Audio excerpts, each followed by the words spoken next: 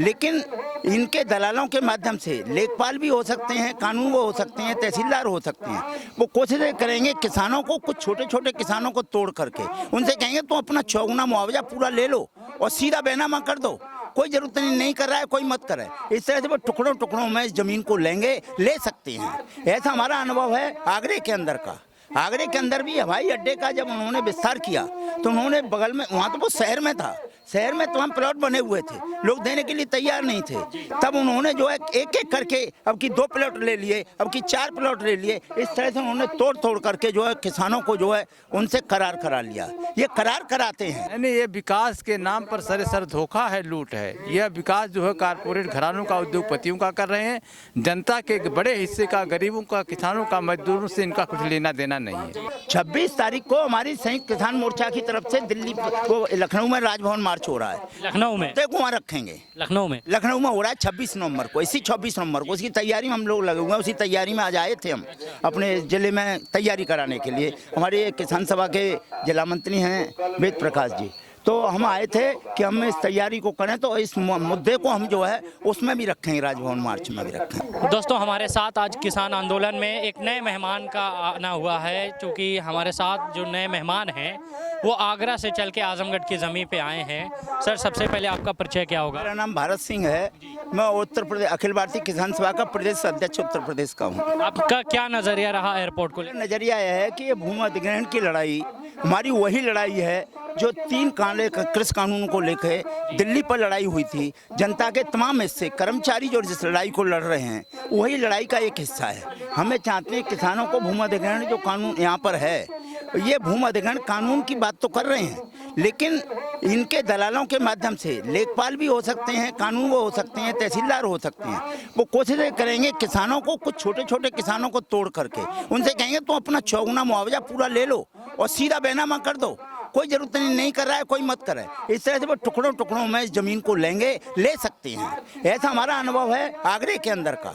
आगरे के अंदर भी हवाई अड्डे का जब उन्होंने विस्तार किया तो उन्होंने बगल में, वहाँ तो वो शहर में था, शहर में तमाम प्लॉट बने हुए थे, लोग देने के लिए तैयार नहीं थे। तब उन्होंने जो है एक एक करके अब की 2 प्लॉट ले लिए, अब की 4 प्लॉट ले लिए। इस तरह से उन्होंने तोड़ तोड़ करके जो है किसानों को जो है उनसे करार करा लिया। ये करार कराते हैं।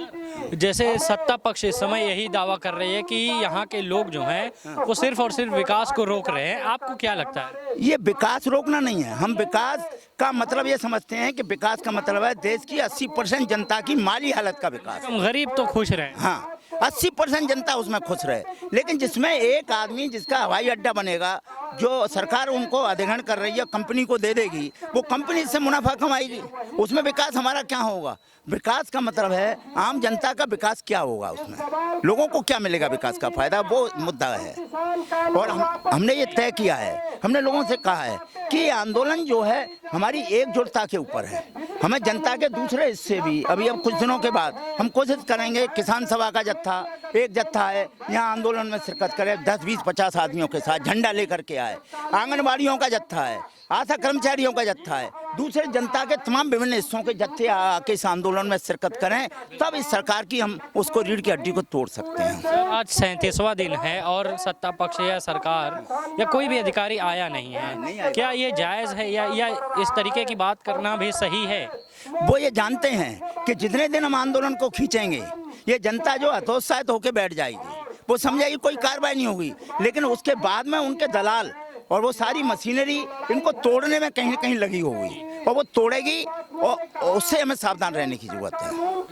सर, चूंकि 37 दिन हो गए ये लोग यहाँ पे बैठे हैं लगातार, आप आज आए हैं, क्या ओवरव्यू रहा आपके नज़रिए से? मेरा ओवरव्यू ये बताता है कि जिस तरह से इस मंच पर तमाम विभिन्न जनवादी आंदोलनों से जुड़े हुए लोग, चाहे वो पत्रकार हों, चाहे भी एक्टिविस्ट हों, चाहे भी किसी भी राजनीतिक पार्टी से जुड़े हों, ये सब जनवादी आंदोलन से जुड़े हुए लोग हैं। इन्हें एक समझदारी, साफ समझदारी है। ये सारे लोग मिल करके इस आंदोलन को, मुझे उम्मीद है कि सही सही दिशा देंगे और आंदोलन को कामयाब बनाएंगे। आने वाले वक्त में किसान मोर्चा के लोगों की तरफ से यहाँ के लोगों को क्या हेल्प होने वाली है? हाँ, 26 तारीख को हमारी संयुक्त किसान मोर्चा की तरफ से दिल्ली को लखनऊ में राजभवन मार्च हो रहा है। लखनऊ में? देखो वहाँ रखेंगे। लखनऊ में हो रहा है 26 नवंबर को, इसी 26 नवंबर को। उसकी तैयारी में हम लोग लगे हुए हैं। उसी तैयारी में आज आए थे हम अपने जिले में तैयारी कराने के लिए। हमारे किसान सभा के जिला मंत्री हैं वेद प्रकाश जी, तो हम आए थे कि हम इस तैयारी को करें, तो इस मुद्दे को हम जो है उसमें भी रखेंगे, राजभवन मार्च में भी रखेंगे। सर बहुत धन्यवाद। जिला मंत्री महोदय, आपके हिसाब से क्या ओवरव्यू रहा है आपका? हमारा ओवरव्यू यही रहा है कि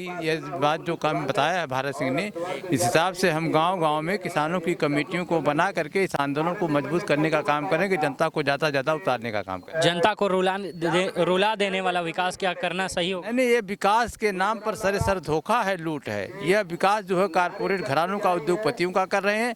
जनता के बड़े हिस्से का, गरीबों का, किसानों का, मजदूरों से इनका कुछ लेना देना नहीं है। जी बहुत शुक्रिया सर बातचीत करने के लिए। हम इस समय आजमगढ़ में मौजूद है। धन्यवाद।